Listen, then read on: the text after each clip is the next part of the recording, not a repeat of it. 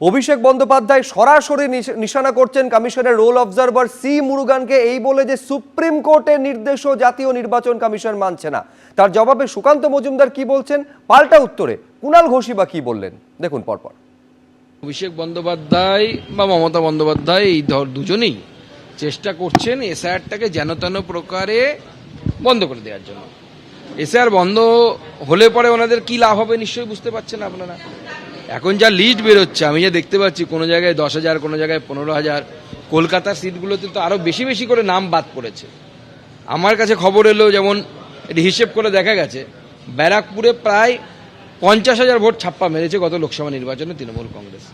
তাহলে এই ছাপ্পাটা যদি বন্ধ হয়ে যায়, তাহলে ব্যারাকপুর লোকসভা নির্বাচন ফলাফলই তো পরিবর্তন হয়। অভিষেক বন্দ্যোপাধ্যায় চোখে আঙুল দিয়ে দেখিয়ে দিয়েছেন আবার যে কিভাবে সমস্ত আইন নীতি ভেঙে নির্বাচন কমিশন কাজ করছে।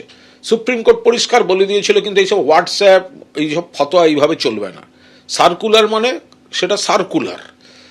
আজ এখন দেখা যাচ্ছে যে ওই মুরুগান বলে যে ভদ্রলোক, ওদের তিনি আবার এরকম নিজের মর্জি মতো ফতোয়া হোয়াটসঅ্যাপে চালিয়ে দিচ্ছেন। সুপ্রিম কোর্টের রায়কে অমান্য করে এই মুরুগান এবং তার লোকজনেরা তারা এই হোয়াটসঅ্যাপে বিজেপির সুবিধা মতো নানা রকম ফতোয়া ইত্যাদি দিচ্ছে। অভিষেক বন্দ্যোপাধ্যায় এই গোটা সিস্টেমটাতে যে দলদাসের ভূমিকা, বিজেপির দলদাসের ভূমিকা পালন করছে এই নির্বাচন কমিশন, তো সেটা একেবারে ফাঁস করে দিয়েছে। পূর্ব মেদিনীপুরের পাঁশকুড়ায় ভোটারের নাম বদলে যাওয়া নিয়ে তৈরি হলো চূড়ান্ত বিভ্রাট। সুপার চেকিং এ ধরা পড়ল অসঙ্গতি। বিজয় কৃষ্ণ বেরা বদলে হয়ে গেলেন শেখ রাজেশ আলী। কমিশনের ভুলে চূড়ান্ত হয়রানির শিকার হতে হচ্ছে বলে অভিযোগ করেছেন ভোটাররা। আর 10 দিন পরে চূড়ান্ত ভোটার তালিকা প্রকাশ করবে নির্বাচন কমিশন, কিন্তু এখনো সাধারণ মানুষের মধ্যে বিভ্রান্তির শেষ নেই। পূর্ব মেদিনীপুরের পাঁশকুড়া পশ্চিম বিধানসভা কেন্দ্র, এই কেন্দ্রের ভোটার বিজয় কৃষ্ণ বেরা। তার অভিযোগ, 2020 সালের পর ভোটার লিস্টে তার নাম বদলে হয়ে গেছে শেখ রাজেশ আলী। একাধিকবার অনলাইনে সংশোধনের চেষ্টা করেও লাভ হয়নি বলে তার দাবি। এমনকি এসআইআর শুরুর পর এনুমারেশন ফর্মও আসে শেখ রাজেশ আলীর নামে। অথচ বাবা মার নাম ঠিকই আছে, ভুবনচন্দ্র বেরা এবং পুষ্পরানী বেরা। দুবার ভোট দিতে পারিনি, তার আগে ঠিক ছিল। 2 সালে আমার ঠিক আছে। এটা যারা ওই লিস্টে নাম তুলছিল তাদেরই ভুল, অন্য কার ভুল হতে পারে।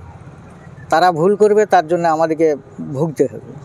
আমার ওই জব কার্ড নাম কাটা গেছে এই ভুলের কারণে। আমার ঘর কোনো দিন পাইনি, গরিব মানুষ একটা ঘর পায় তো সেটাও পাইনি এই ভুলের কারণে।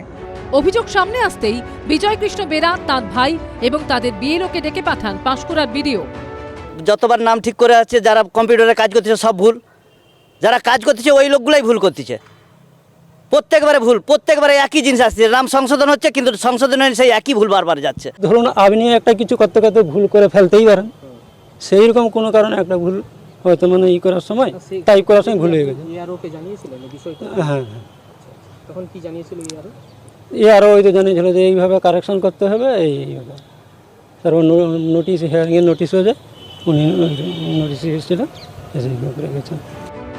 সমস্যার সমাধানের আশ্বাস দিয়েছেন বিডিও।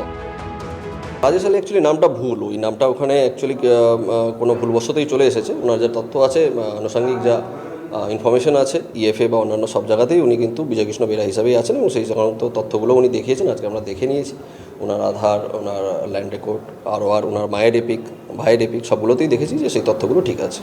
দক্ষিণ 24 পরগনার মগরাহাটে আবার নথিপত্রের সুপার চেকিং এ উঠে এলো অসঙ্গতির ছবি। দেখা গেল একজনের জন্মের 2 মাস আগের তারিখে ইস্যু করা হয়েছে বার্থ সার্টিফিকেট। দক্ষিণ 24 পরগনার মগরাহাটের বাসিন্দা হাফিজুর রহমান হালদার। তার জন্ম 1990 সালে 30শে অক্টোবর। অথচ রাজ্যের স্বাস্থ্য ও পরিবার কল্যাণ দপ্তরের তরফে যে বার্থ সার্টিফিকেট ইস্যু করা হয়েছে তাতে ইস্যুর তারিখ রয়েছে 1990 সালে 23শে অগস্ট। সব মিলিয়ে সুপার চেকিং পর্ব যত এগোচ্ছে ততই সামনে আসছে এমনই ভুরি ভুরি তথ্য। রুমা পাল, এবিপি আনন্দ। এবিপি আনন্দ, এগিয়ে থাকে, এগিয়ে রাখে।